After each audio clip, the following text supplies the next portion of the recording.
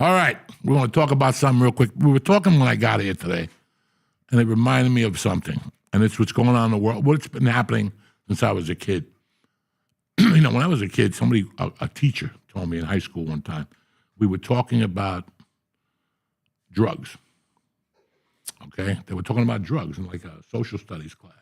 I still remember the teacher, and he said that the reason, he goes, yeah, you people think Colombia's sending the drugs in here. It's not the Colombians. It's everybody who's against the United States. It's China, it's fucking Russia, you know, all this shit. And at the end of the day, it's to weaken us. So when they come over to take over, all they got to do is throw a bag of Coke at us. We'll grab the bag of Coke, and that's it. That's I don't know if you people know that. That's a common fucking thing. Right now, if somebody wanted to take over us, we'd be so easy as a country. And it's not because we're divided. It's not because we're politically whatever. It's because we've become so stupid and so factuated with things that don't affect your life. And I don't know if you guys know this. It bothers me to no end. I love waking up in the morning. I love it. Smoking dope and going on the internet and seeing a bunch of people talking about shit early in the morning that doesn't affect their lives at all, doesn't put a dime in your pocket, and doesn't change your life at any level at all. And I love to see when people get fired up for no reason. I'll tell you what I really love is when I go somewhere and they think that's what you want to talk about. Like when it becomes that. Like, so what do you guys think about the Bad Bunny thing? Nothing. There's nothing to think about. But it's really fucking sad that 2 weeks later, I'm still reading about things that Bad Bunny at the Super Bowl. It's a fucking game, okay? I don't know any of you people.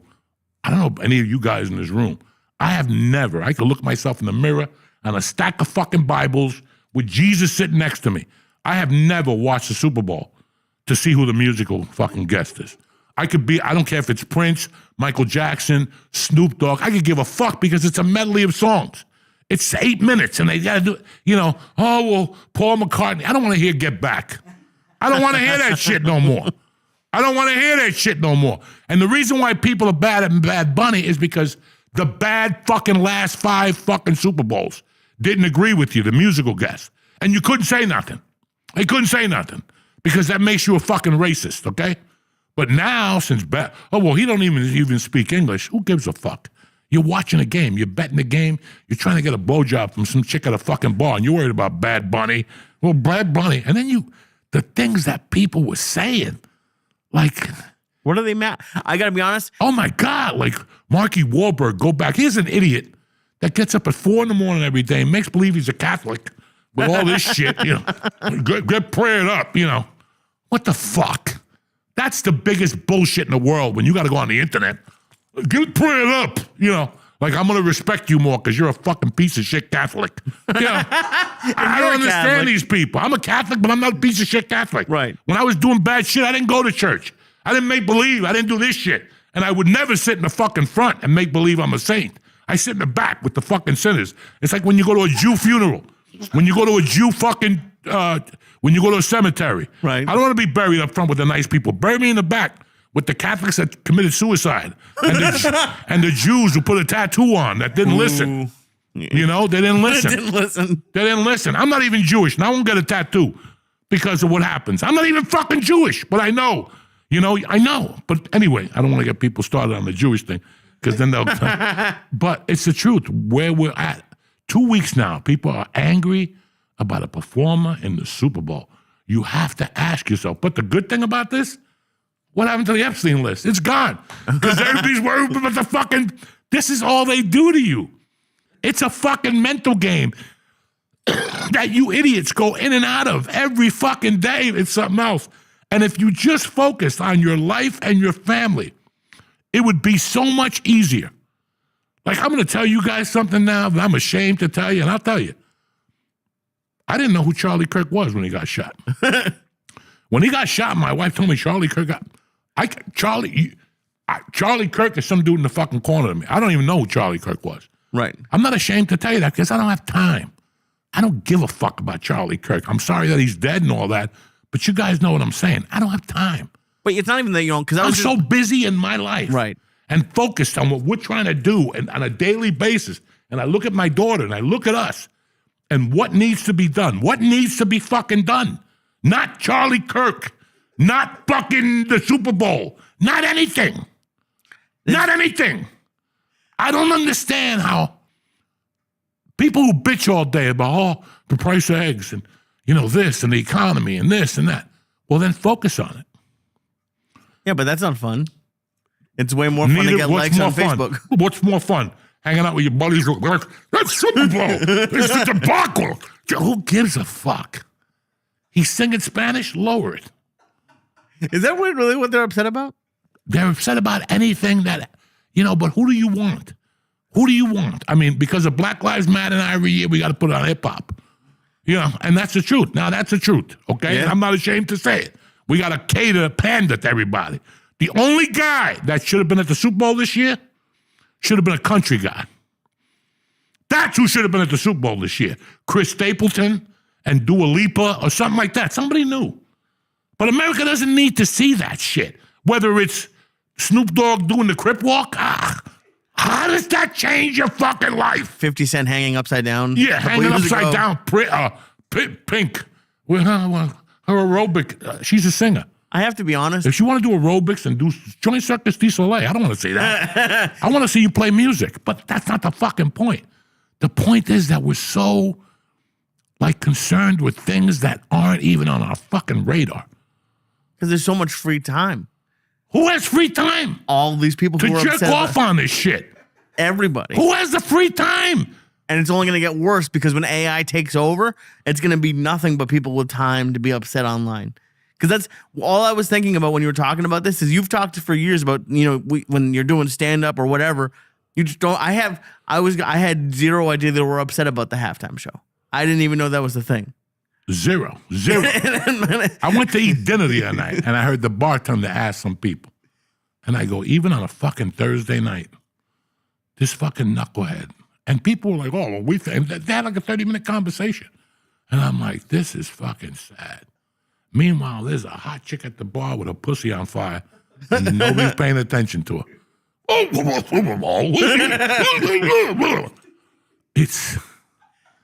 It's been... And for a guy like me, it's very hard because I've lived my life not giving a fuck. Right. Not even listening to what you have to say. I really could care less. When people call you with, you're from 8 to 4, you're doing business. Even when I'm in the gym, I'm thinking about who I got to call. Do you know what I'm saying? When I get up in the morning, there's a window and I do my writing and you go on the internet, whatever, you read, whatever the fuck. But after that, everything I'm doing is preparing for my day. I get mad at my wife. When I go in the shower, I don't want nobody in the bathroom. Don't be in there finishing up your hair. My wife has a problem that if I tell her I'm going to go take a shower, all of a sudden she needs to go in that shower. And I'll tell her, get the fuck out. I love my wife, 25 years, I respect her. But she doesn't understand. When I walk into that shower, I'm thinking. I'm not thinking, so what are you going to do? Where's the brush? I don't fucking know. I'm worried about how we're going to pay bills this month. Okay, I don't know so on that morning, that shower, I don't talk to nobody. Once Mercy leaves, there's nothing to talk about. I walk upstairs, and in that shower, in that 20 minutes, after I scrub my asshole and my balls and shampoo and brush my teeth, I sit there, and I think about my day, and I think, we were talking about a situation I had with my wife. That happened Friday. I thought about it for 3 days, because usually, I'm from North Bergen, I go down there with a stick. I hit the guy. Do you follow me? So as I got older, after tranquilo, you have to think about things before you attack them. And that's on any level. And this is something that comes with age and wisdom. This wasn't me at 30. Because I know I'm an idiot, and I'll go down there and end up in jail. On the text, he said, I'm calling the police. What would happen if I showed up down there? You know what I'm saying? So I have to think about things. But it took me 3 fucking days, and then I ran it through a very close friend of mine that's also friends with him, to make sure. And that's the world. But that's not the world. Have you ever ran to social media to post something, and then you realize you posted the wrong thing and then get the facts? Dude. Why fucking post? Why post anything? Look at my Twitter and my Instagram the last 5 years. I don't post much. Nor do I want to. I got in trouble for liking a post. I don't want to bring it back up, but one of our friends posted something before we had all the information. I just liked it because I thought it was funny.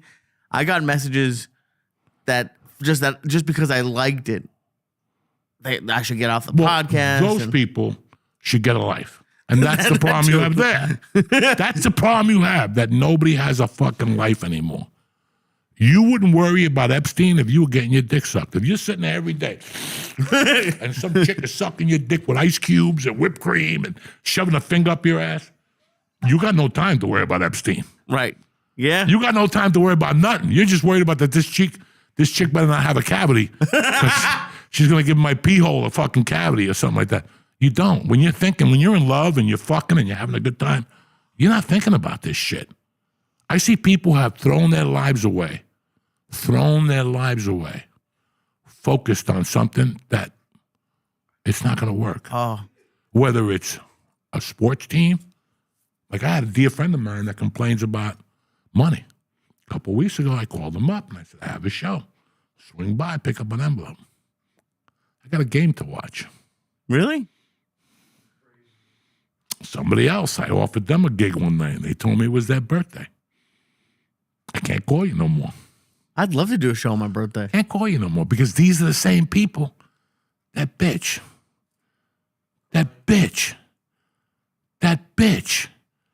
Right now, if I'm half these people on the internet, I wouldn't be on the internet. I'd be fucking working 3. I know a girl that works 3 fucking jobs. I love this girl. She works 3 jobs. Ask her about Bad Bunny. Ask her about Epstein. 3 jobs. To better herself, to open up a fucking gym. She's putting away money. She works 92 hours a fucking week. Okay? And, ask her. She has a goal. I'm thinking of fucking just giving her money because that's what you do when you want something. That's want. That's want. Everything else, I don't know what you're talking about. I don't know what you're talking about. That's want. My buddy who fucking lost $30,000 on the Super Bowl one year, he left his house at 5 a.m. and he got home at midnight every day for a year and he paid off that fucking debt. That's life. Ask him about Bad Bunny or what was going on. All he was doing was smoking pot, lifting weights, and working.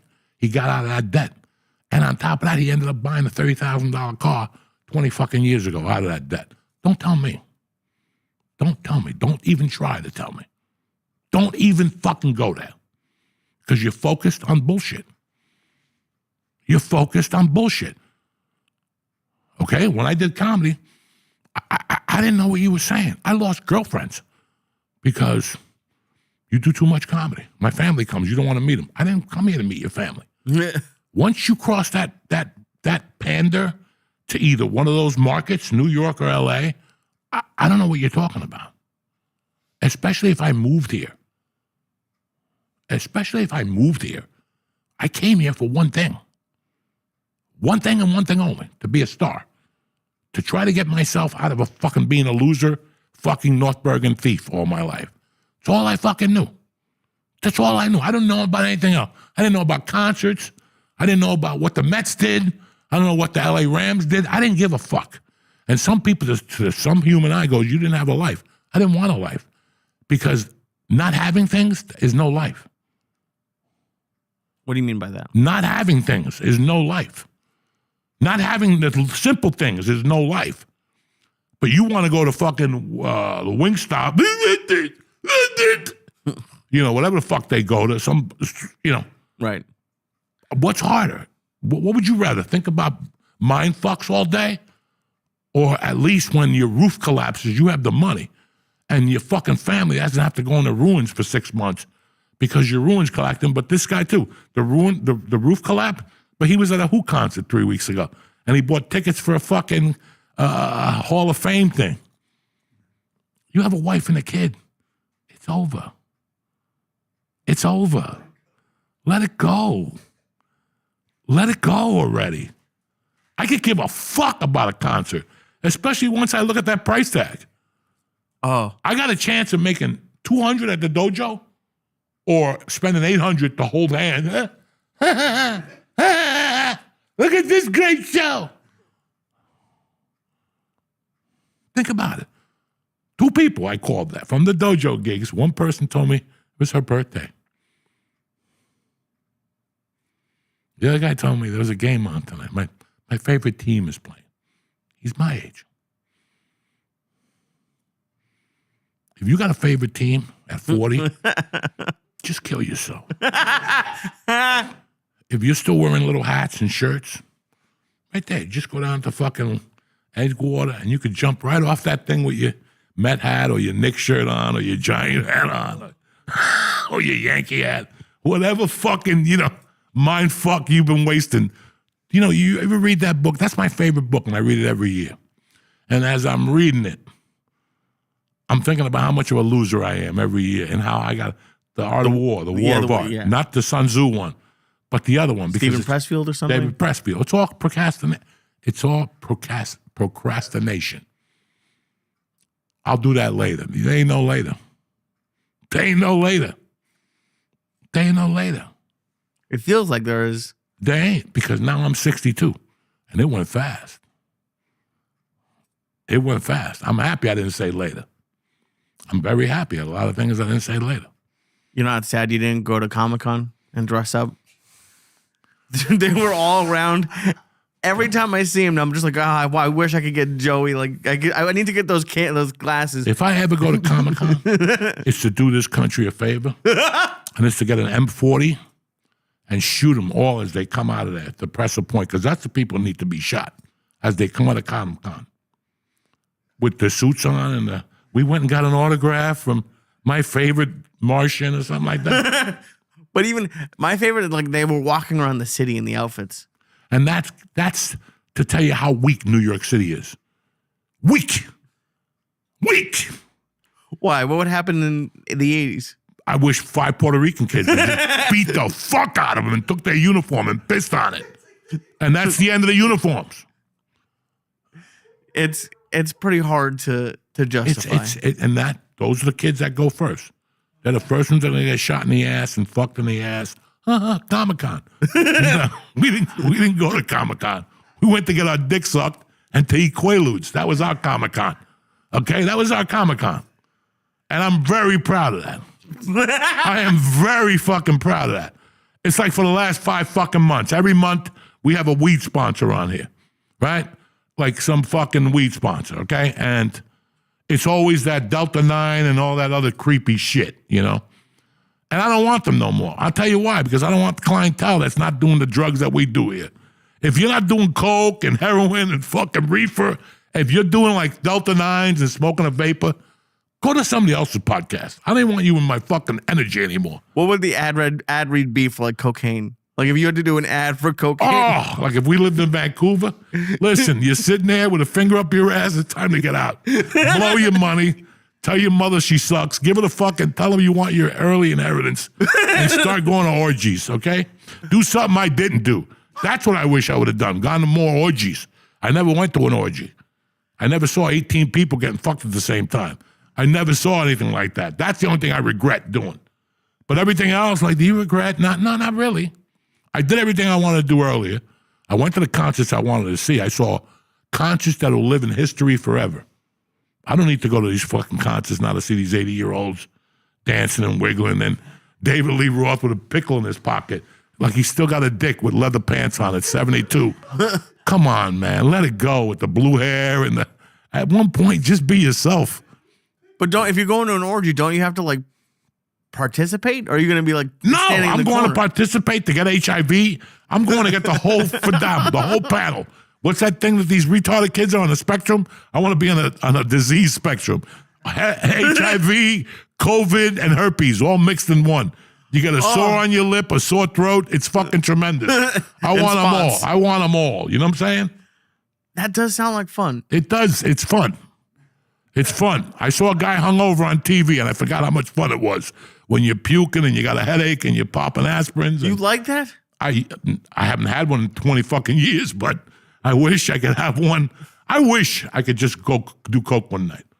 Like, I'm 62. What's going to happen now? Nothing. I'm going to die. I can't breathe as it is. I can't breathe as it is. Any So day let's now. put stuff up your nose now? Any day I'm going to check into the hospital. Any fucking day now. Could be tomorrow morning I'm going to check in. I can't breathe. When you feel this way, you're like, fuck it. Bust out the cigarettes. Bust out the cocaine. Bust out the syringes. I don't have much time left. And that's what God is unfair, because he doesn't say, hey, now you got 5 years left.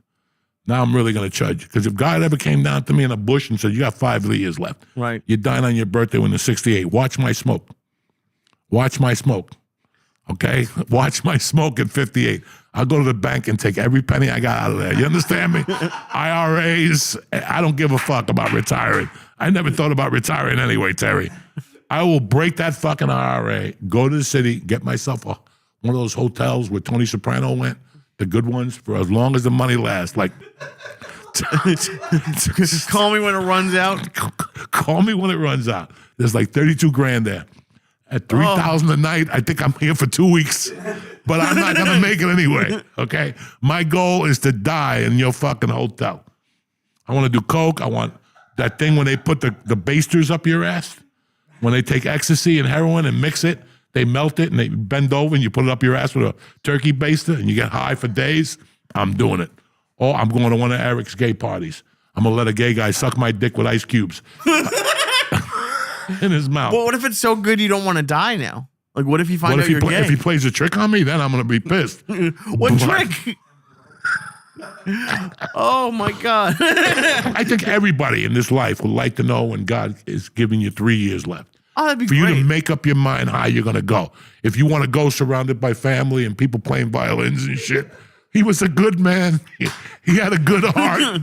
Or if you want to go fucking with some fat black chick sitting on your face with a midget chick sucking your dick, some guy putting hot air into your asshole with a hot air balloon, anything different, I'm gonna do, okay? If I know I got 3 years left. But do you think you'd still have 3 years left? Well, I think I got 3 years left right now. No, I know that, but that's I without just the wanna- coke and the... I just want to make it official. I don't want to go off the chain in front of my daughter if I'm not gonna make it official. That would be pretty fun. That'd be a fun way to go. That's the way to go. That's the way. Listen, think about how you're supposed to live your life. Think if everything worked out the way it's supposed to and you put away like 800 grand and you were 60, you had no kids, no grandchildren, no wife. What would you want to do with that 800 grand? You gonna leave it to your retarded nephew? No. That's a fucking idiot anyway. He's never gonna do nothing. What will you do if I told you were dying of cancer and you had a year left and you have $800,000 in the bank account Ooh. and you don't give a fuck and all your credit cards are clean? That means you could use them all and tell them all to suck your dick because they can't tag them on to somebody once you're dead. Right, yeah. You're gonna burn through that 800 grand. Well, right? if you have kids, so you have to have nobody. Yeah, nobody. What were you? How do you want to die? In a boat? Oh, You know, boat with would be grandkids? fun. Fuck that. You want to die in a plane crash while you're doing coke with the pilot and you're getting fucked in the front, and the pilot's got his back turned to the fucking skies, and she's a chick, and she's jumping up on top of you, and you're like, the plane's gonna hit a building. Who gives a fuck? Who gives a fuck? We're gonna hit the 9/11 building. Hit it again. I don't give a fuck. Yeah. Think about all the things you do differently if you knew you had an expiration date, and how we live so fucking careful as pussies, and that includes me. I'm the biggest fucking pussy in the world. I'm the biggest pussy in the world because I got scared. You know, I don't think I'll do coke again because I made a promise. But I wouldn't mind doing a line of heroin. Heroin does, like, that's the one I think I'd like. Well, Molly I want to try, but Molly I want to try if I'm not dying. Again, What? why play with the little drugs when you get the I don't think best? Molly's a little drug. Molly's a little drug compared with H. That's God's love. That's God's love. You know what I'm saying? When Yeah, but if I when want to God do it, sends you I that want H to. and you're sitting there, like I saw a movie of a guy getting shot in 2 arms by heroin, and he was getting his dick sucked in the village. Louis Pinero, what's his name? Fucking the guy that wrote Cuba and his teddy bear. There's a movie about him, and there's a scene where he's got a syringe in each arm, and some chick is sucking his dick, and I'm like, man, that's the way to go. Like Jesus, like that, like getting your dick sucked with 2 syringes in your arms and a blowjob. That's what Jesus should have done. That's how I would have fucking gone out of this motherfucker. A blowjob really does fix almost anything. No, it makes everything a lot better. Yeah. You think about it. But not even, listen, we're being, I'm getting silly here now, but it's the truth, man. We don't live, we live so cautiously. And I'm the number one guy because I had a daughter that I live a little cautiously. Because that's the only thing that saved me the last couple of years. Because now in my mind, even if I did time, how much time am I going to really do? So if I'm going to blast you, I'm going to fucking blast you now. It's not going to be a punch to the head. I'm going to hit you with a table, and hopefully you're going to need psychological help in the past, squeezing the ball or something like that. Because when I go, I want to go. I do. Do you have that? I've had, like, if everything goes to shit, I'm going to kill, like, 3 people. Oh, yeah. Oh, I love that. Oh, love it. On the way out, just to go. Come here. Remember this? Bah! Yeah. Remember that time you fucking got cute? This is what you're getting now. But it's just so weird how if there was ever a time, like they're saying, like I was watching 60 Minutes last night. Anybody watch 60 Minutes last night? No. About that. A plane in New something, Boston, got hacked. Their little water department got hacked by the Chinese. Damn. And how the Chinese is going to start hacking little things to get to the big thing. And you're saying to yourself, and every day we're dealing with Chinese people, whatever. But you have to say to yourself, this is the time to invade us. Like they're taking over our country with farmland. Mm-hmm. They're starting to buy a lot of farmland. Some of it is to grow they have us confused that they were bringing slaves over here and growing weed. Did you hear that? I heard about that. Did you hear up in Boston? And then, in Maine. In Maine, they have a bunch of shit. And bunch then, of Asians. Am I wrong? Did I hear that Cotter or whatever, where whoever gave us that plane is opening an Air Force base? Or is that like a fake? Yeah. Is that real? I don't know. How the fuck, dude? And then we were talking about stuff that doesn't matter. I haven't finished it yet, but have you seen that documentary on HBO Max about the Alabama prisons? No. That shit is fucking crazy. They just let guards kill people in there. And there's stuff that does matter that people don't want to talk about. No, but they rather talk about Bad Bunny. Right. And how he's going to ruin this and ruin that. And it's just, I've been watching this for years. Listen, I'm going to be as honest as I can with you guys. I have a GED. I have no fucking family. Education is whatever I've learned on the street. I got a master's degree. But as far as what people talk about, I don't know anything. Mm-hmm. I really don't know anything. Guys, it was all a joke till I did something with my life. Then it wasn't. Do you know what I'm saying? So when I talk to people now and they're stale or I feel bad for them because even I managed to do a little something, whether it doesn't matter to the world. I'm not talking about jokes or being funny. I did something else besides be a criminal, besides rob people. I wanted to do something else. That was cool for a while. It's really cool to rob people, have a good time and take their drugs. But then and that was cool for a while. But ever since I started getting, and I can't say success, because there's no success. Since I started becoming a productive member of society. What's a productive member of society? I pay my taxes. I don't give cops a hard time. I pick up litter. And you try to be as nice as you can to people. That's it. That's the bottom line of productive member of society. And I think I've done that. I think I've achieved that, if not anything else. Okay, which gives you in this country ugats. That means I don't deserve nothing because you're supposed to go that and above. We're supposed to serve our country. We're supposed to do something. I did none of those fucking things, okay? But for me to be able to get up in the morning and dictate my day is bad for everybody else. Because if I could do it, what the fuck were you thinking? What the fuck were you thinking? Not you, Lee. No, I know you're not yelling at me. You understand how I look at things? Like, what the fuck were you thinking? What were you thinking about? I'm not sure if this is what you're talking, but to me, I think there's a lot of people. I think it's the trap of the day job. I think a lot of people don't, like you said, dictate your day. Most people, 90% of people in this country have 80% of their time is spoken for. Between work from 8 or 9 to 5, they have kids' activities, and then maybe Saturday you have to do errands. So maybe Sunday you get to watch. Like most people in this world, Can you they fucking have no imagine? control. Like I had a life that I worked Monday through Friday. Saturday I watched my daughter, and Sunday went to the in-laws' house. That was my life before comedy. Great life, if that's what you want to do. Right. But now, you want to do comedy. You feel in your bones. When you wake up at 8 in the morning and they hit you with a problem, what's the first thing you say? It's okay, because in a month, I'm not going to be doing this no more. In 3 months, I'm not going to be doing this no more. So even while you had a day job, you were still thinking about your future. I admire that girl very much that I was talking to you about. She's maybe 26. She cuts hair. She personal trains. And then she teaches Pilates after she cuts hair at night. Damn. Because she wants to open up her own gym and Pilates, thing like that. But even at 26, she made a conscious decision that this is what I want to do. I could never do that. I was not that together at 26. I was just getting out of prison for some stupid shit. But even that in the back of your mind, you're digging a trench. But you're saying, you know what? I'm going to take this money and open up a taco place. I'm going to start with a cart and then move into a little room. And then from there, open up a restaurant. People not doing that no more. And People are stuck in a day job. I get that. But again, the word is stuck. How long does it take you to realize that you're stuck? And once you realize that, how long does it take you to go, I got to do something about this? This is not what I signed up for.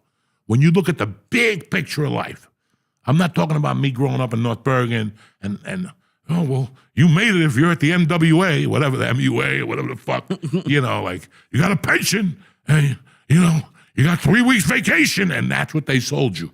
They never sold me what was across that fucking river. Nobody did.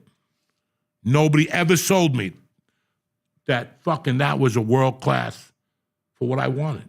I wanted to be in entertainment. I thought I did at that age. I just didn't know what would have pushed me. Who knew? Nobody told you follow, so we get caught up in our own little direction. Like, let's say you grew up where Terry grew up.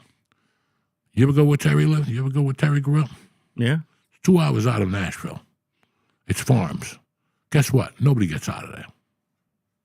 Nobody gets out of there.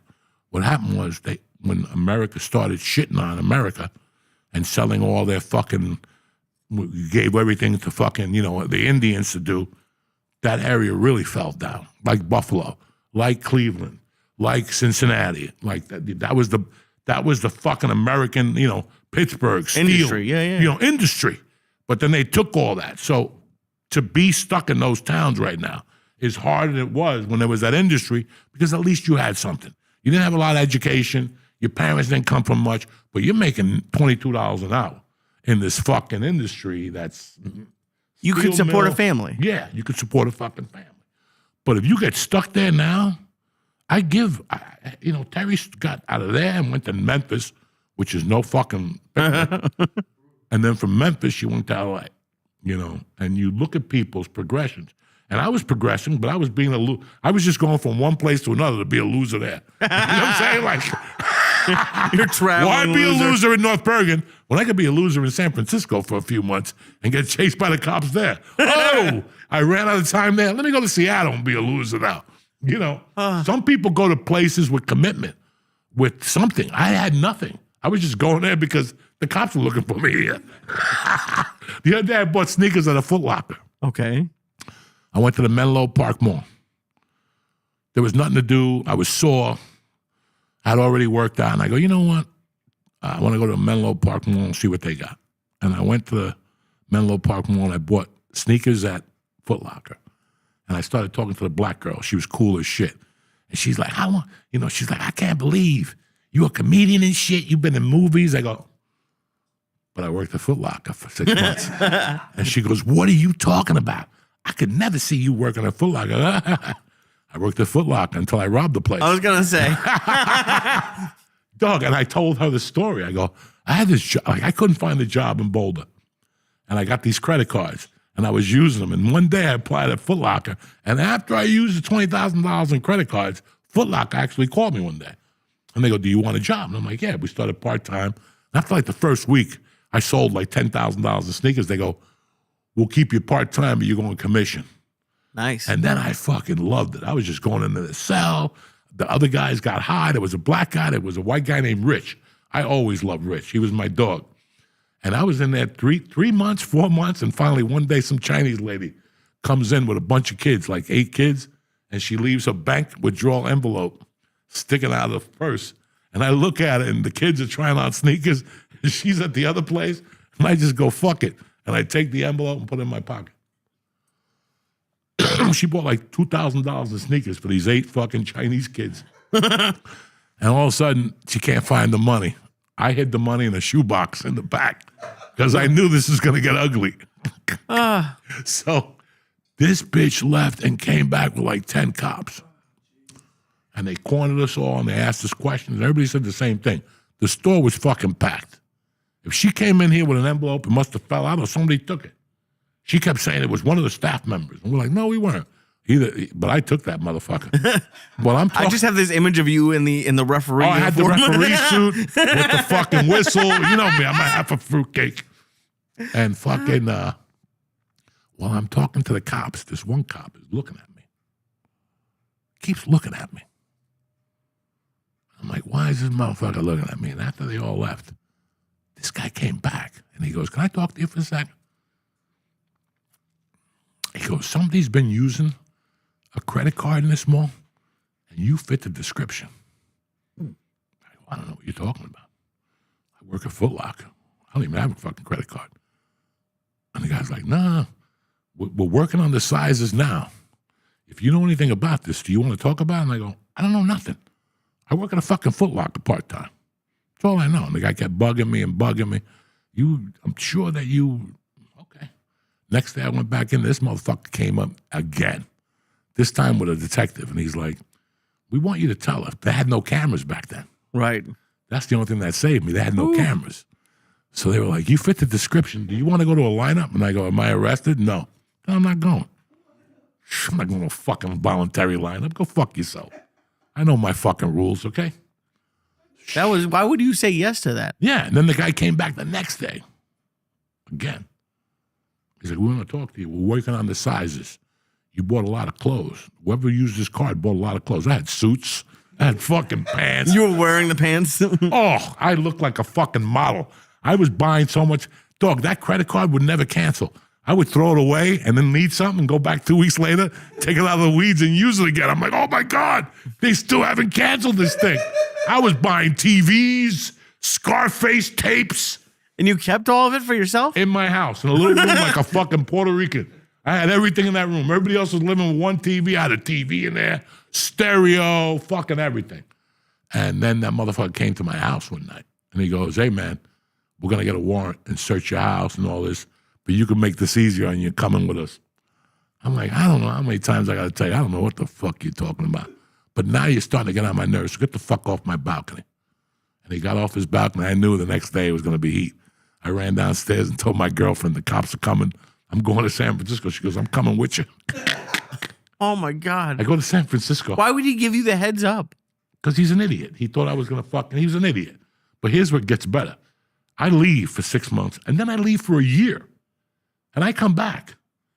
And I'm driving one day on Boulder, and I didn't know that, you know those school signs that say you have to, with Slow the lights down. on, 20 Yeah. miles? I didn't see it. And I got pulled over by a cop, and he gave me a ticket, and I had a warrant for like some ticket. And they took me in, and the guy found weed on my sock. And it was great. We had a conversation. I was walking out. I saw the other cop. And he looked at me again. And he didn't say nothing, right? So fucking maybe, I don't know, 6 months later, I get in trouble for kidnapping that dude, and he's the head detective now. He got promoted to detective, but he never remembered. That idiot never fucking remembered. I was sitting in court with him going, when is this guy going to turn around and go, this is the guy that was wanted for credit cards in 1985, but he never. And every time I'd see him, he'd go, you look familiar. No, I don't. You're like his great white whale. Like He fucking hated me because there was 2 cops that I turned myself into. One of them I got along with. And then in time, I got along with the other guy. The other guy hated me so much, he even showed up at my disposition for my divorce. For your wife or ex-wife? For my wife, with her when she came with her husband. She showed up over there to say I was a creep and shit, and I just laid into him. I'm like, Your Honor, this guy couldn't arrest me if he wanted to. You know, like, I don't know, because even the judge asked him, what are you doing here? And then the judge was my sentencing judge. He was now in civil court. So when he came in, and then my wife started talking shit, the judge is like, whoa, whoa, whoa. 3 years ago, you were in here singing his praises. Right. That he sang your songs at dinner and shit. Now you're coming in here saying he's an animal? It ain't going to work. And you, Mr. Police Officer, you could take your fucking rhetoric out of here. And he fucking was furious. So when we left in the court hall, in the courtroom, I started saying shit to my wife. That's when I finally beat her. That the judge said to you, I'll give you, every time she doesn't give you the kid, she gets $1,000 contempt of court. And she started crying. So when I walked out of there, I started going off on her. How's it feel now, motherfucker? Doesn't feel too good, you fucking bitch. And the boyfriend kept turning around. I'm going, tell him how I used to put carrots in your ass and how you liked it. Dog, it was prime North Bergen. You don't want to piss us off at all because our mouth goes somewhere you've never seen it. She was crying. I'm like, tell him how I fucked you in the ass with carrots. And even the cop turned around. He's like, don't talk to her that way. Fuck you too. You got no jurisdiction here. Shut the fuck up. You're in a parking lot, motherfucker. And I kept yelling at her, how those carrots? It got to the point where he walked away from her. I was saying so much shit that her husband was walking away from her like, I don't know about these carrots. You know, every time they see a carrot now. Oh, and then as we were getting close to the car, I go, she don't like big carrots. She likes the medium ones, John. And cut the tip off so you could put them in her ass easier. He was hot. She was crying, and she was like, press charges. And the cop's like, there's nothing I could do. And I'm like, that's right. How you like me now, motherfuckers? I got Bellapani. What was that judge's name? Bellapani. Judge Bellapani. There you go. God bless him. God fuck, he's dead and buried now. But that motherfucker, that's my boy, Judge Bellapani.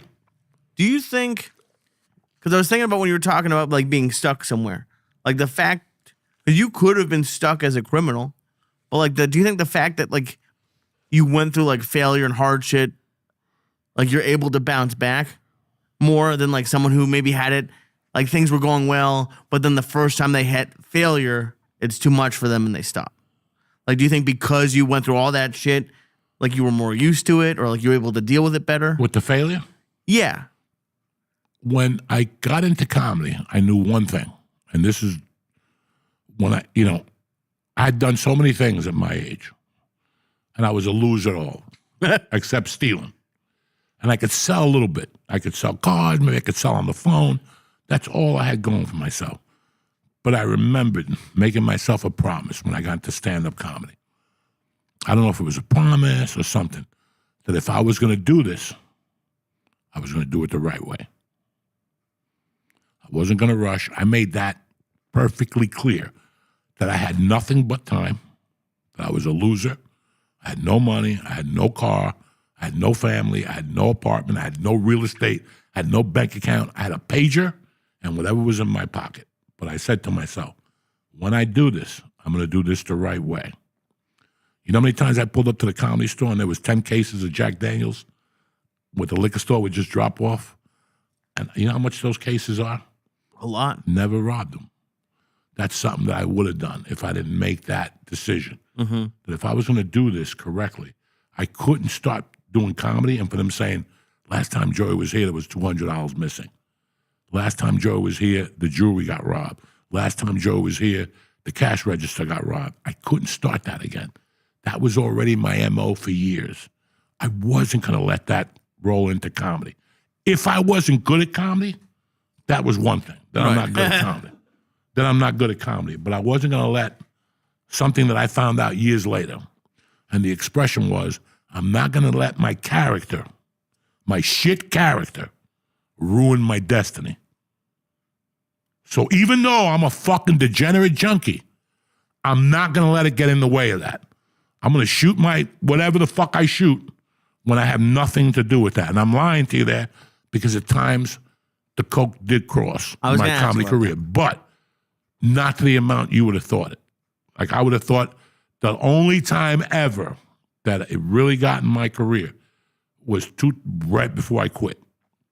A year before I quit, the Improvs gave me a shot one night. I got into an argument with the guy that runs the Improvs. And the Improv, he goes, "You want a shot, motherfucker? We'll give you a shot."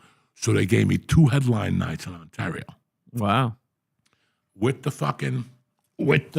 Now Ontario's an hour 10 from where we lived in Hollywood. They gave me those 2 dates with the fucking thing that I was not going to have a problem and that I was going to do radio in the morning. Well, I drove all the way to fucking whatever the fuck. Ontario. I check into the hotel, because they never give you a room. They even gave me a fucking room. They're like, "We don't want no problems. Just do the radio." Okay. I'm in my room. It's 11 o'clock at night. I'm like, I got to get some powder in me. I drove right back to Hollywood. Oh, no. I drove an hour 10 to Hollywood, an hour 10 back. That put me back at 1 in the morning. And I got an 8 ball. I started doing coke till 6 in the morning.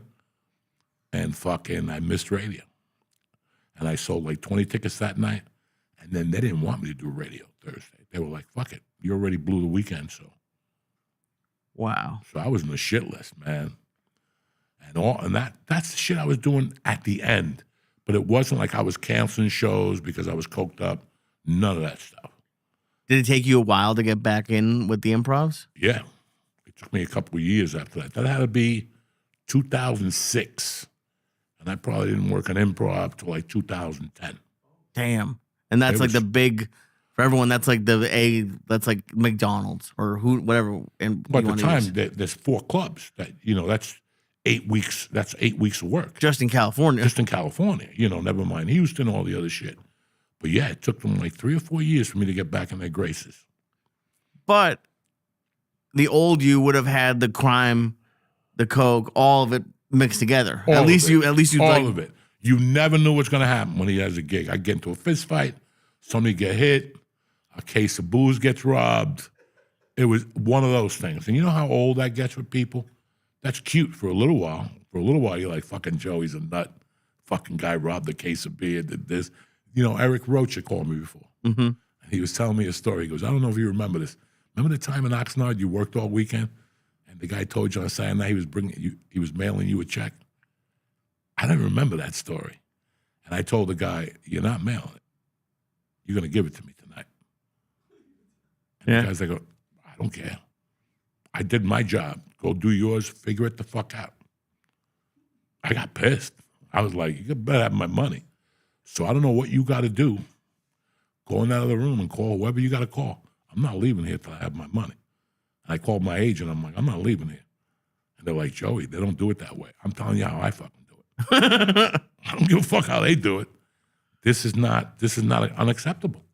This is unacceptable. I do a job for you, $13,000, and really, this is not acceptable. But back in, how would have old Joe, like, would you have taken it in the coke crime days? Like, would you have just dealt with it? I would have thrown him through a fucking wall. Or that's like also an option. Like, how do you think I became friends with Gabriel and those guys? You heard what Gabriel and those guys said about me when I taped it. I almost drew that manager through a wall on St. Patty's Day. No, Valentine's Day, because he called me because I got $500 for you. And I went up there with my wife to eat. She was my girlfriend at the time, so I could take her out. And this motherfucker goes, "I got a check for you." I go, "No, you don't." It was like fucking when Chaz told him, "Now you can't leave." "No, you don't have a check for me. You have cash for me." And the guy's like, "I don't know what to tell you. I know what I'm going to tell you. Go get that fucking cash. Because I got coke on my mind." Okay? And I'm not leaving here without my fucking cash, or you're going to pay for the coke. And people would look at me and go, "What the fuck, Joe?" Yeah. I didn't give a fuck. I didn't. And I used to, and I loved one person's reaction to my life. And that was Rogan. Because I would say shit in front of Rogan, and Rogan would just shake his head. Motherfucker. I would go off in front of him. To who? To the managers, anybody. When you were opening for him? Oh, yeah, and Ari would have to pay me. I want my money tonight. Ari didn't pay you. Yes, he did. Yes, he did. The other opener paid you? And he was just as poor as you were. No, he had tons of money. Was there he was commercials booking then? commercials and shit. Oh, okay. Kia commercials and shit. I'm like, somebody got to pay me. That's $750. It's a Saturday night. $750 is little to you. It's a lot to me. Yeah. And I need this money tonight. So. And now I would love to see them try to pay you with like Venmo or all that stuff. Like I constantly get paid. You know what was one of my favorites? A couple weeks ago, they did a bucket they were passing around. The guy came and gave me 5 singles. I was like, why even? I don't want this now. Like, but he folded it up 5 singles. Speaking of a bucket, I did one of those shows once. I've done a couple of them. And I wasn't going to take the cut. I just put my hand in the bucket and took it. The guy goes, you left without getting paid. I know, I'll catch you next time. He didn't know I'd taken $250 out of the bucket. Get the fuck out of here. I'm going to wait for your bucket. Oh, that's the I hate that. The bucket. I did one in San Francisco that like they make you wait at the end of the show and like it's like you're paying. It's like you're the Santa at Christmas. I'm doing that. Oh, there was a guy in San Diego, that idiot that's on he thinks he's a big producer now. He used to run a show in San Diego. This is how crazy people get. He used to run a show in San Diego where old people get bussed in and they would all live on donations and shit. And he would always bother me. How do I get into the Comedy Store? And then something happened. He got on a show about selling houses, and he thought he was fucking, And one day he called me. He's like, I really want you to be my show. Can you come to an audition? And I'm like, Sean, are you fucking retarded? Either you give me that or you don't. An audition for a comedy show? Like a fucking real estate show. Oh, one of those shows where they flip houses. I would love to see you flipping a house. No, I'm not flipping a house. I'll steal the house. I'll rob the house. I ain't flipping no fucking house. Oh, you could do a show about like squatters. You could go like set someone up for squatting at that. I don't know anything about that. If I do a show, it's about getting my dick sucked or rolling joints. That's the only show I'm doing. I'm cutting lines or how to make free base. I don't want to do nothing no more, okay? Nothing. How to make free base. People don't even call me no more. I got auditions. I don't even get callbacks. And guess what? I don't even give a fuck. It's who I am now. I'm sick. What do I expect? The only thing I can depend on right now is us going and doing stand-up comedy.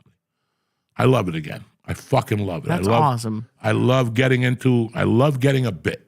Yeah, oh yeah. Once you get a bit and you can build on that bit and take your time, stand-up becomes a fucking paradise. I got a ton of shit lined up for next year, even fucking Netflix. Nice, dude. And how long did it take? Because at the beginning, I don't think you ever hated it, but you didn't love it, I don't think. After the pandemic, it was tough to love anything, you know? I was burnt out, Lee. I was fucking burnt out, man. And I didn't know it. Sometimes you don't even know what level you are. And I'm burnt out today still about some shit. Like, you just burnt out. I can't take chit-chatting. Like my agent called me, all right, Netflix, all right. So what do you want to do about a second show? Let's just book the first show. But they're going to, just get the first fucking show. End the story. I don't want to hear it. I don't have time for this shit. I'm going to die any day. I'm 62. I don't have time to go back and forth. Just fucking get the date, get the fucking deal, and then we'll worry about the second show. We're going to hold them off like there ain't no second show. And then it sells, then we pop the second show. So we take them off their fucking thing. But in our world, there's no second show. Right. You follow me? It's a fucking process. It's a fucking mental game for them. If we drop our pants right off the bat, then we got nothing.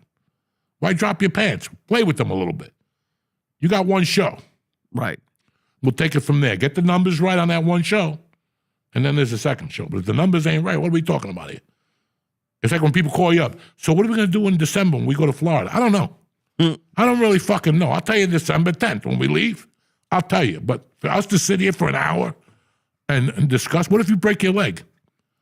Now we're not going to Florida. Now we just wasted 2 hours on what we were going to do. Who gives a fuck? Go get your dick sucked. That's all you need to go. Go do it on stage. That's the 2 hours you had talking to me about nothing. Right. Nothing. So when people call you like, oh, so what are we going to do? I don't know. It's a week away. And right now, tomorrow is all we got. I don't know nothing about Thursday, nor do I want to know about anything. Most people can't live their life like that. That is one of the nice parts about doing your own thing and doing. Keep it simple. It's easier said than done. Keep it simple. How do you keep things simple? By taking the noise out that doesn't matter. And sometimes you have to do this.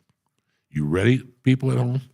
And it's a shitty way to think, but it works for the Jews. Can't wait where this is. And it's like, and this is exactly. No bacon. And you have to think this in your head all the time. This is what goes in your head all the time. All the fucking time. All the time. All the time. Ready?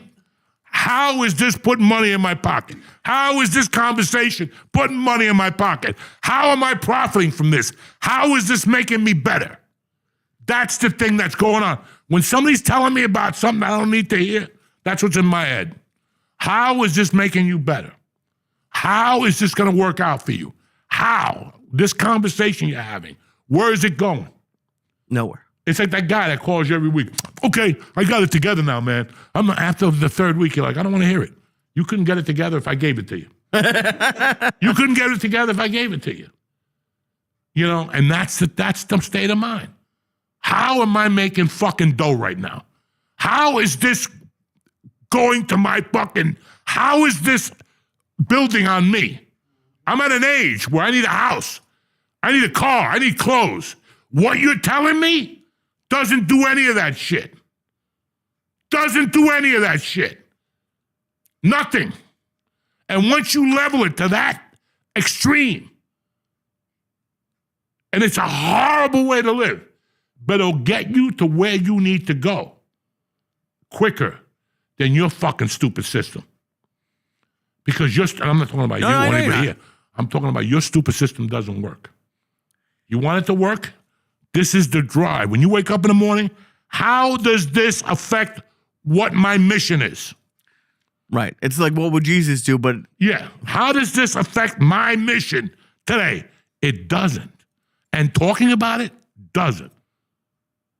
Doesn't. The only thing that talks about is how I'm going to make it happen today. When you listen, there was a time, and how I know this, when you're addicted to drugs, when you're addicted, George, when you had your little problem there for years, when you woke up in those mornings, what did you think about? Exactly. Did you think about pussy? No. Did you think about your mother or your grandmother? No. Did you think about how you're going to eat? No. And that's the school I came from, the addicted mind. So when you're addicted, why do we act like that? We're addicted to success. But we don't think like that. We don't think like that. We don't wake up in the morning, put our feet down and go, God, thank you for giving me a day.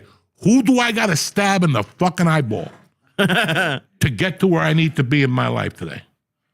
And that's a little, that's a little over-exaggerated. Over-exaggerated. What do I need to do today?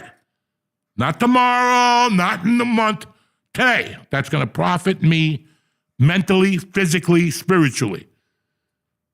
I don't care about Bad Bunny. I really don't care about the Epstein list. You know, People got mad at me when I talked about vacations. Another thing, that everybody thinks they deserve a vacation. No, you don't deserve ugats. You deserve nothing in this life. We earn everything. You don't deserve dick. I don't want to hear about, well, I'm stressed out. You want to know stress? Stress are those fucking, don't even get me started. You know what I'm about to say. That's stress. What we make in our lives for stress and the excuses we give ourselves are bullshit. But that word deserve is like, yeah, because no one deserves anything. Nothing. The bluebird of happiness is not going to knock on your door and give you what you want. Very seldom does that. I was watching a show, that stupid show with the guy from Mad Men. He's got a really good show on Apple. Oh, when he's a thief? When he's a thief. And there's a breakdown in that. The woman breaks her life down in that. And it's very interesting to a woman's perspective. Mm-hmm. She goes, I had to let that guy lay on top of me every night for 10 years and do what he wanted with me. I deserved something when he died, like her perspective of shit. Right. But it's just so weird how I see more people losing it on a daily basis. Like you cannot, and it's like Josh Wolf was here a couple months ago, and we talked about that time in Hollywood. That time was very special in my life because nobody had anything. including Ralphie May. Nobody had anything. It was 6 or 7 guys trying to make it, and nobody had the answer. But it was one of the most interesting times because we made it. But our whole life at that time, there was no, Ralphie May didn't talk to me about sports or girls or Epstein's List. All we talked about was stand-up in those days. It was like a mini fucking camp because everybody I dealt with was in that world. I didn't deal, unless my coke dealer or something. Everybody I dealt with was in that comedy world. Right. So it helped you. You were surrounded with it. You know, Nick and I were talking about a friend of ours, a girl. It's not that she's a loser or that she's an idiot or that she's a fucking dickhead. It's that she's had shit people around her all her life. And she doesn't even know what's real anymore. She doesn't even know what a good relationship is, what a good man is anymore, nothing. Because she surrounded herself with shit from time to time to time to time. This guy cheated on her with a hooker. The guy before was 10 years younger than her and got her pregnant, a Muslim. You know, it's like you're not helping your life. What is the thing you bring it up a lot? What, did Einstein say, or like the definition of insanity is doing the same thing over and over? Yeah. When I snorted coke every day thinking I was going to get a different perspective, it's insanity. You know, I get up every morning, I smoke pot. I don't think it's that insanity because I don't get the same result every day, you know. I do. I get the result to get the fuck out of the house. That's my result from smoking pot at 7 in the morning. That it gets me out of the house by 8:30. Well, let's play devil's advocate. Do you think, do you think your life you'd be any more productive? Anything would be more positive if you cut weed out? Yes and no. What would be better? I don't think I'd be productive. Okay. Because it keeps my powder dry. I'm at a level right now, I'm not smoking pot because it's getting me high. I'm smoking pot, I'm using it like a fucking pacifier. Okay? Like when kids use a pacifier. Right. That's all I do with drugs. That's all I've ever done with drugs. Is there a pacifier? For me, weed is the last thing left from my past. It's the last thing left from my past. But you're unique because there are some people who, if they had the same past, doing a little bit of weed could send them all the way back. Have you ever thought smoking weed might send you back to doing coke, or it's just not how you act? No, that's pussy shit. That's pussy shit. That's excuses. Well, if I drink, I'll relapse. Then don't drink. Right. And don't drink. I think for me, the pot. I get pot that's 45%, and I barely get high. You know, I'm not gonna lie to you guys. It's crazy. You think I eat 500 milligrams? You see look what you look like on 5, and look what I look like on 5. It's not working.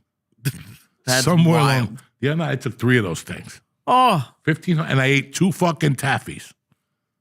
Okay, and all I got was munchies at night, but not even munchies where it was like I ate. My wife made Toll House cookies, and I ate 3 of them. You know, it doesn't.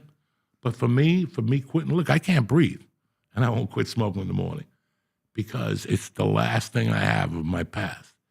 It's the last thing I have as a reminder of what my life was.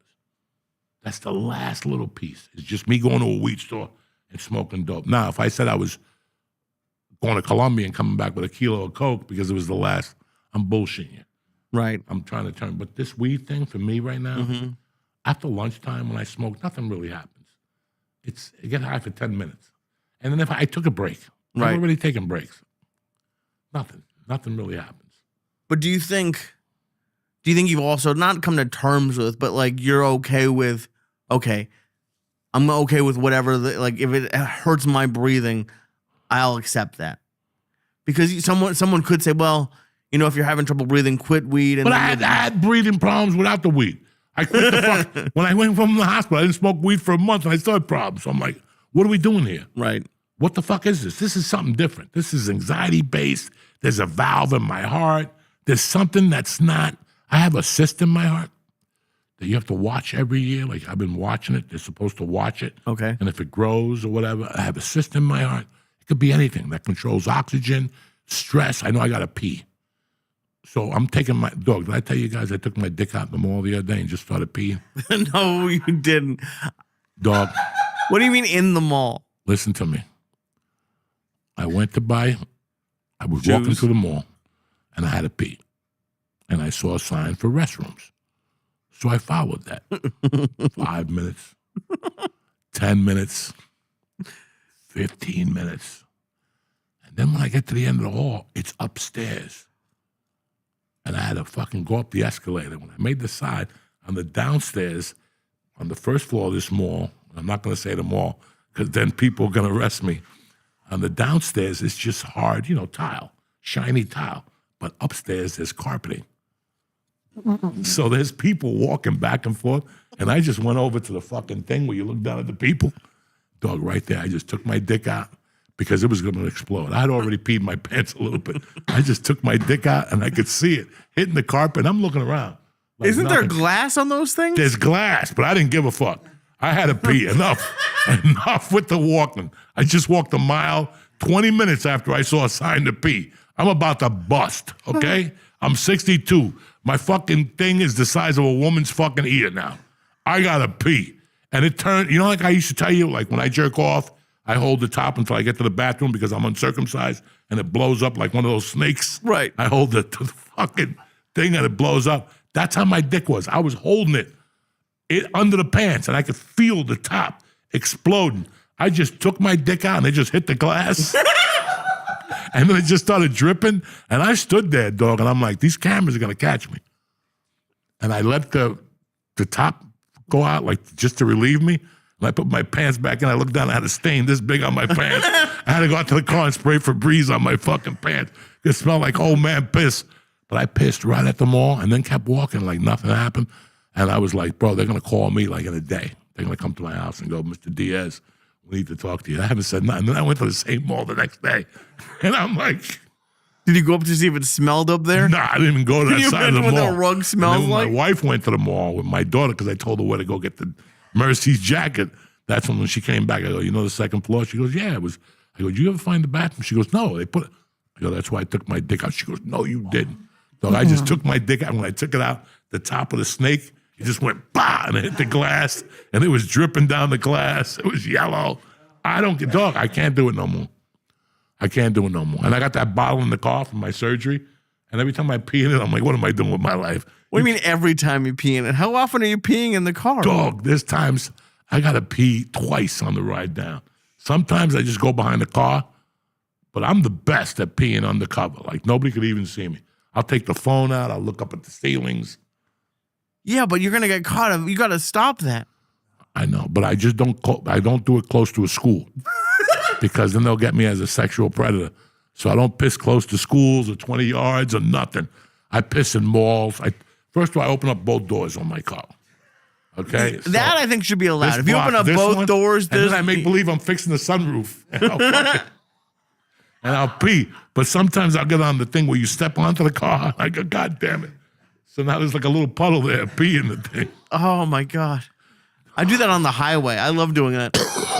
It's fucking terrible, man. How much I have to pee, and it gives me anxiety. Like the more I'm walking, I can't breathe. You guys see when I walk up these steps and get to the top, I gotta pee. There's times I'll just take my dick out and make believe I'm reading something, like on the car, like that's it. I gotta pee. Have you ever thought about getting like the bags attached to you? It's better than taking your dick out at the mall. I don't give a fuck at this point. I need some publicity before next August. I need to get some publicity before I go to Oceans. That should be the name of your tour, like the peeing in public Oh tour. my God. Holy shit, and I dude. told my wife to take the water pills out. Like, that's what it is. I have enough going through me. They give me these water pills in the morning. Oh, my God. And if I go eat breakfast out, like if Mercy and Terry have to do something, and I eat breakfast out, then I don't eat the pills till I get back home about 11. Oh, and that's not good. I got a box.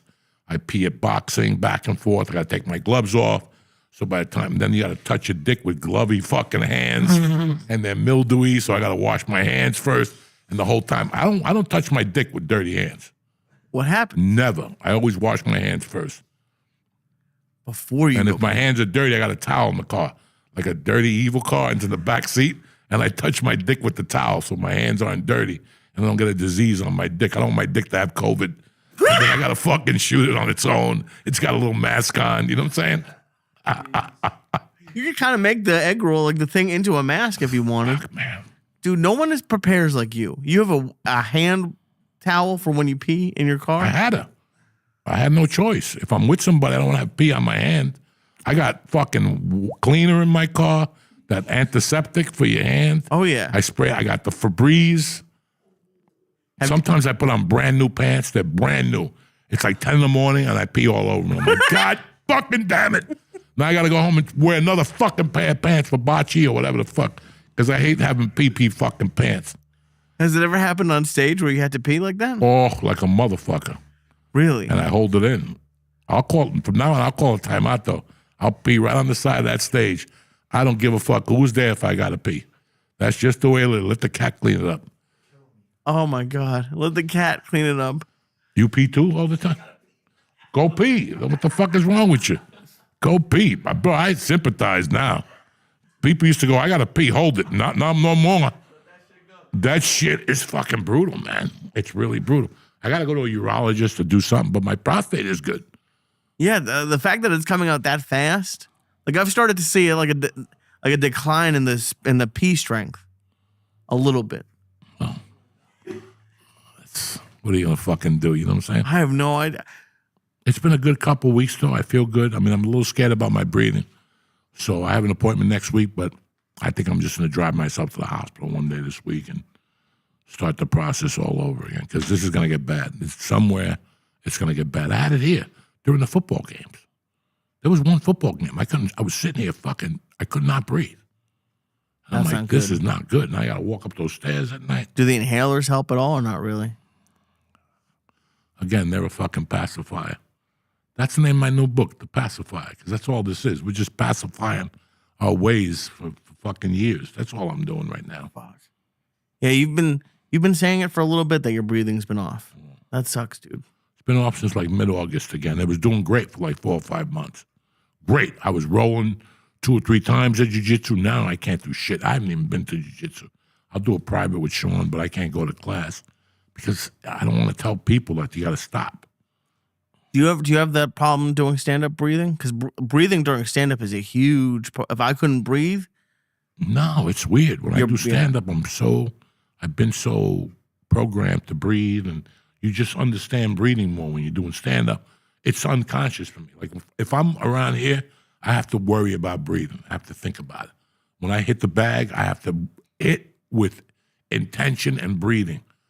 When I do stand-up, I don't even think about it. It's just your heart, just whatever. It's just second nature. What do you got for shows this week? Anything good? This week, I'm with you on Wednesday at the Dojo, and then Friday and Saturday, I'm at Roar in Springfield, Massachusetts, and Sunday, I'm at Laugh Boston. Look at you. Oh, yeah. And then stuff in New York coming up, but that's this week. This week, yeah. Wednesday, we got Dojo. The following Thursday, we got the Bucket Show at the Dojo. And then I think I take a week off for Halloween. We don't know what we're going to do yet. Then the following week, I'm in MGM Grand, but that Wednesday, I'm at the Stress Factory as a warm-up show. So I'm doing that just to keep warming up in front of audiences. November 5th is the Stress Factory, and November 8th is DC. So if you're not doing anything and you're in the DC area, swing by. Tickets are available and they're cheap. If you're not doing anything in Jersey, November 5th, come on out. There's no school that week. No? No. That's why I'm going to DC that week, because fucking the 8th is, wow. The 8th is my mother's 46th year of being dead. That's like the day she passed? Yeah, the November 8th. And that's the week that you don't have school. Right. It just falls on a Saturday this year. It's also election week that year, right? So it's election the 4th, and so we got nothing. You'll be peeing all over Washington, D.C. Oh, I can't wait. I can't. Peeing at the Washington Memorial. I can't fucking. Like I said, the casino is only 20 minutes from the D.C. So my daughter and my wife are going. The lady who was in charge of that fucking place used to work with my wife. Oh, cool. My wife called her the other day to see if she could get a room, and she goes, "You come on Wednesday. I want to see you anyway. Come Wednesday. I'll put you in a suite, the whole fucking deal." But she said that when the guy told her, these are the offers we got for this year, she goes, there was like 6 comics I wasn't going to bring. She goes, when I saw your name, I brought you in here. I don't even give a fuck if you sell a ticket. I just brought you here to bring your wife. Oh, So perfect. it was perfect. So So they'll come down? They're coming down? they're going down on Wednesday because they want to. I'll be alone Right. on Wednesday. Thank God for 2 days. But they want to go down just to DC shit. And I say it all the time. It's so crazy to me. Like, Mercy looks at my Instagram stories now, and then she's like stealing your phone and going on Instagram. She's at the bar posting. That was, guys, I got a call from my wife about 10:15 Friday night. She goes, Joey, the girls are outside playing softball in the dark under the lights. They don't want to come in. I go, why do they have to come in? She goes, well, it's 10:30 at night. Who gives a fuck? They got no school tomorrow. Let them play. Right. Let them play. When I pulled up, all those girls were under the lights because it was dark in my neighborhood. They're playing catch under the light and stimulating, fucking stealing third or whatever. That's cool. And I pull up and I go, ladies, what the hell are you guys doing? And they're like, we're practicing, Mr. Diaz. I go, get in the house. I'm taking you out for a cocktail. Dog, those girls ran in that house. Ran in that house. I said, you got 10 minutes. I thought they were going to wash up. They came down looking like, what's that show with the 4 hookers in the city? Sex in the City. Sex in the City. All of them had mascara on and tight pants and shirts, and their hair was up. They were ready. Ladies, where you guys going? And the one little Jew girl was like, we're going to Osteria. Blah, blah, blah, blah, blah, blah. And I get there, and like it was Friday, and it's after fucking 9. So I'm like, you know what? I'm not going to go in there and put them at the bar. Let me go put them at a table, and then somebody will ask, and I'll bring them over. My little Jew girl looked at me. She goes, I ain't sitting at no table.